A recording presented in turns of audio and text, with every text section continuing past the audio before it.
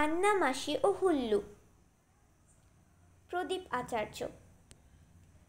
আন্না মাসি রান্না করে কিছুই খেতে পান না। হুল্লোটা আর গুম্ফো নাচায়, পুচ্ছ নাচায়, ডিগবাজি খায়।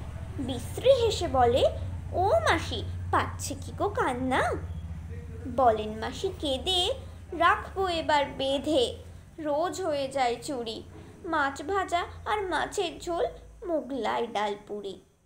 হুল্লো বেজায় হেসে বলল খানিক কেশে, চুরি করা রোগটা আমার দিব্যি 12 মেশে। করবে কেন চুরি? চাইলে কি আর পাও না? খেতেই যখন ইচ্ছে অত, চেয়েই বাপু খাও না। হুল্লো বলে, বেশ তো মাসি, খাওয়াই না হয় কাল। চিংড়ির চপ, ডালপুরির আর ভেটকি মাছের ঝাল, ইলিশ মাছের কোলগাঁদাটা ভীষণ ভালোবাসি। কাল সকাল হলেই আসি। সকাল হতেই হুল্লো বাবুর হাত পা ছুঁড়ে কান্না। কোথায় আর আন্না মাসি, কোথায় বা তার রান্না? ফাঁদ পেতে যে দাঁড়িয়েছিল দুষ্টু ছেলে পান্না।